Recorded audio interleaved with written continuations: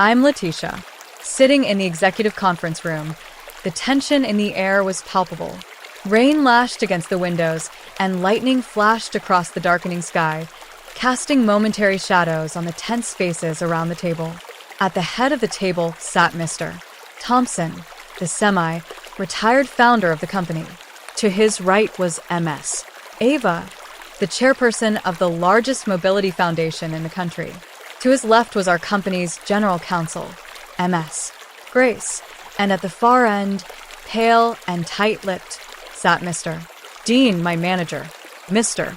Thompson began, his tone measured. I understand there's some disagreement about the origin of the prototypes displayed at yesterday's conference. Mr. Dean has raised concerns about potential intellectual property violations. Mr. Dean leaned forward, a folder open before him. Letitia's designs utilized proprietary mechanisms developed under company resources. The demonstration was unauthorized and represents a clear breach of contract. My pulse quickened. I took a deep breath and gathered my thoughts. Every component in those prototypes was designed and built by me using foundation resources based on conceptual work I developed during my graduate studies. Work specifically excluded from my employment agreement. Yes, Grace, with her silver, streaked hair, glanced between us. This comes down to documentation and timing. When were these concepts first developed? And what evidence exists to support each claim? I replied, I have my original thesis and design journals from graduate school. They clearly outline the mechanical approach I've been refining. I can provide them immediately. Mr. Dean waved dismissively. Convenient but irrelevant. Any similar concepts were substantially transformed using company resources during your employment. The innovations demonstrated yesterday incorporated techniques developed by our senior engineering team. Mr. Thompson's eyes narrowed slightly. Which innovations specifically, Mr. Dean?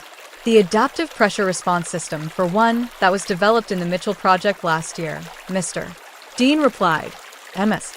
Ava interjected, sliding a tablet toward the center of the table. Because I've reviewed Letitia's graduate work from 3 years ago, the adaptive pressure system is clearly documented there, including preliminary stress tests. MS. Grace took the tablet and scrolled through the documents with practiced efficiency. Her expression remained neutral, but I noticed her eyebrows lift slightly. Mr. Thompson then turned to Mr. Dean. The presentation you gave at the Healthcare Innovation Summit last month. You specifically cited mechanical mobility solutions as a failed approach that your team had explored and abandoned. Color drained from Mr. Dean's face. I was summarizing the company's strategic direction. Mr. Thompson corrected him, his voice hardening. You presented Letitia's work as your own failed experiment. You claim to have personally determined that mechanical adaptations were insufficient for modern needs. I never claimed personal, Mr. Dean said. Yes. Grace interrupted, tapping her own tablet. You repeatedly used phrases like, my team's initial exploration and my early designs when referring to mechanical concepts that match Letitia's work. As rain began to pelt against the windows, silence fell over the room. I watched Mr. Dean's expression shift, calculation replacing defensiveness as he reassessed his position. There appears to be some unfortunate miscommunication, he finally said, regaining some of his smooth confidence. In the pressure of presentation environments, attribution sometimes becomes simplified. My intent was never to claim. I spoke up quietly, finding my voice. This wasn't a one-time miscommunication. You've been systematically undermining my work for nearly 2 years. Mr. Thompson turned to me. Can you elaborate? The moment stretched between us, the culmination of months of frustration, doubt, and determination. I'd spent so long being dismissed that speaking truth to power felt almost foreign. From the beginning, Mr. Dean has redirected resources away from my projects, excluded me from key meetings, and misrepresented my progress to leadership. I said, my voice growing steadier with each word. When I completed the prototype, despite these obstacles, he physically destroyed it in front of our most important potential client. MS. Ava nodded. I witnessed that destruction firsthand. It was enlightening. MS. Grace noted. These are serious allegations. Do you have supporting evidence beyond your word against his? Ask any junior engineer in the division about project reassignments, or examine resource allocation reports for the past 18 months. The pattern is consistent and documentable, I suggested. Mr. Dean's jaw tightened. This is absurd. We're allowing personal grievances to distract from the fundamental issue of contract violation. Mr. Thompson said, "Actually, I believe we're uncovering something far more concerning than a potential contract dispute." He turned to MS. Ava, You mentioned the Foundation provided resources for Letitia's recent work. May I ask why? MS. Ava's calm gaze swept the room. Because her approach solves critical problems for users in developing regions. The Foundation exists to support innovations that serve neglected populations. After witnessing both Letitia's vision and the company's apparent disinterest, I made a strategic decision to provide alternative development pathways. Mr. Thompson nodded slowly, then turned to Mr. Dean, You were hired to expand our impact in underserved markets, to identify and nurture innovations that align with our founding mission. Instead, it appears you've actively suppressed exactly the kind of work we should be championing. The market demands electronic solutions. Investors expect modern approaches, Mr. Dean insisted.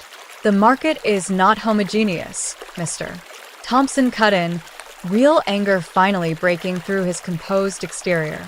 And this company was not built to chase whatever trend delivers the highest quarterly return. We solve problems that matter. Lightning flashed again, closer this time, illuminating the growing tension in the room. I sat perfectly still, watching as the power dynamics shifted before my eyes. I've heard enough, Mr. Thompson finally said. MS. Grace, please prepare separation paperwork for Mr. Dean, Mr. Dean's face contorted in disbelief. You can't be serious. Over a difference in strategic vision, over one engineer's pet project. No, Mr. Thompson replied. For creating a hostile work environment, misrepresenting company work to external parties, and deliberately undermining innovation that aligns with our core mission. The words hung in the air between them. Mr. Dean's expression cycled through shock, anger, and finally a calculating calm. This is an overreaction, he said, gathering his materials. The board will have questions about such a hasty decision. I'm sure they will, Mr. Thompson agreed, which is why I've scheduled an emergency board meeting for Monday morning. I imagine they'll be particularly interested in the licensing offers that came in after yesterday's demonstration. Offers we almost missed because of your actions. Mr. Dean pushed back from the table and stood. This isn't over. MS. Grace interjected. I need you to surrender your access credentials before leaving the building. Security will escort you to collect personal belongings from your office. As Mr. Dean was led from the room, silence settled over the remaining occupants. Rain continued to drum against the windows, a steady counterpoint to my racing thoughts. Letitia, Mr. Thompson said eventually, his tone softening. I owe you an apology. This should have been addressed long ago. You couldn't have known, I replied, though part of me wondered if that was truly the case. How many other innovations had been stifled by similar dynamics throughout the company. Moving forward, he continued, I'd like to establish a new division focused on mechanical adaptive technologies with you leading development. Yes. Ava nodded. The prototypes you demonstrated yesterday received overwhelming interest. We've already had 3 governments inquire about distribution programs. The opportunity laid before me was beyond anything I'd imagined possible just days earlier. Yet I hesitated, remembering the systematic obstacles I'd faced for so long. I appreciate the offer, I said carefully, but I need complete autonomy over design direction and team composition and transparent access to leadership when concerns arise. Mr. Thompson and MS. Ava exchanged glances. Those terms are entirely reasonable, he agreed. Then yes, I said, a weight lifting from my shoulders. I'd be honored to lead the division. As we concluded the meeting, finalizing next steps and implementation plans, I realized the storm outside had passed. Sunlight broke through the clouds, casting long shadows across the city below. Let me take you back to how all of this started. I'm a mechanical engineer with a specialty in adaptive motion systems. I grew up in a small town where my father was a mechanic and my mother was a teacher. My father was a hands-on man, always tinkering with machines, and my mother was very encouraging of my interests in science and technology. After graduating from graduate school, I joined this company, attracted by their mission statement about engineering solutions for underserved communities. I believed in that purpose with every fiber of my being. For the last 2 years, I'd been developing technology that could revolutionize mobility devices, prosthetics, wheelchairs, and assistive equipment that worked without batteries or complex electronics. While everyone else was chasing electrical solutions, I focused on mechanical innovations that would be more reliable, infinitely more affordable, and accessible globally. But for 18 months, my ideas had been systematically sidelined. Mr. Dean had arrived as our new division head and immediately established himself as someone who valued flash over function. He preferred solutions that looked impressive in boardroom presentations, sleek, electronic, modern. In his view, the fact that such devices became useless paperweights without consistent power access was a distribution problem, not a design problem. One fateful day, in a conference room, Mr. Dean's fist smashed through the center of my prototype. The sound of splintering plastic and metal echoed through the room. 6 months of late nights, missed weekends, and meticulous calibration work scattered across the polished floor in a spray of components. "This is garbage, Mr. Dean announced, his voice cutting through the shocked silence. He then turned toward Ms. Ava, who was seated at the head of the table, and instantly shifted into the smooth, practiced charm I'd watched him deploy countless times. "We'll start over with a real team." My legs felt weak beneath me as I stared at the destruction. That prototype represented everything. My vision for mechanical adaptive technology that worked without electricity, my answer to global accessibility problems, my future. And now it lay in pieces, deliberately destroyed in front of the one person who could have championed it. Ms. Ava hadn't spoken much during my presentation. Now she studied the scattered remains with an expression I couldn't read. Her eyes, sharp and assessing, moved from the broken prototype to Mr. Dean's satisfied smirk, then finally to my face. "Can I have your contact?" she asked quietly, her voice steady. The request caught me off guard. I fumbled in my pocket for my personal business card, the ones I'd printed myself when Mr. Dean had forgotten to order them for me after my promotion. My fingers trembled slightly as I handed it to her. Mr. Dean's smile faltered, the corners of his mouth tightening almost imperceptibly. "Ms. Ava, I assure you our team will develop something much more aligned with industry standards. Letitia's approach is experimental, impractical for real world application." Ms. Ava pocketed my card without acknowledging his comment. "Thank you for your time today. I'll be in touch about next steps." As the meeting dispersed, I knelt on the floor, gathering the salvageable pieces of my work. Each component felt like a small wound in my hand. The titanium joint connectors I designed to withstand extreme conditions, the pressure, adaptive hinges that require no electrical components, and the weight, distributing frame that could be repaired with basic tools available anywhere in the world. "Leave it, Mr. Dean said, standing over me once the clients had left. "Maintenance will clean up." I looked up at him, my vision blurring slightly. "These are custom parts." "Parts for a project that's officially terminated," he replied, checking his watch. The design review committee agreed with my assessment. "We're moving forward with the standard electronic framework." I realized then, you never submitted my full documentation to the committee. You told me the meeting was next week. Mr. Dean shrugged. "I made an executive decision to fast-track the process. Your design was never going to meet market requirements." He straightened his tie. "Take the rest of the day. Clear your head. Tomorrow you'll join Mr. Jake's team on the sensor array project." It was a demotion, not even thinly disguised. 3 days later, my personal cell phone rang with an unknown number. "Letitia speaking," I answered. "This is Ava." The client's voice was unmistakable. I'd like to see more of your designs privately. My pulse quickened. I'm not sure how much I can share outside company channels. I understand your position, she replied, but I believe your approach has significant potential. Would you be willing to meet to discuss concepts only? We arranged to meet at a small workshop space near the industrial district. I brought only my sketchbook, nothing proprietary, nothing that would violate my employment contract, just concepts I could draw freehand. When Ava arrived, she introduced herself properly. She wasn't just any potential client. She was the chairperson of the largest mobility foundation in the country, responsible for distributing assistive devices to over 60 countries worldwide. Your approach solves problems we've struggled with for years, she said, examining my sketches with practiced eyes. Battery dependency makes our devices useless in many regions. Even when we provide solar chargers, they're often repurposed for more immediate community needs. My chest tightened with vindication, mixed with regret. Without access to company resources. Use our workshop, she interrupted, gesturing to the space around us.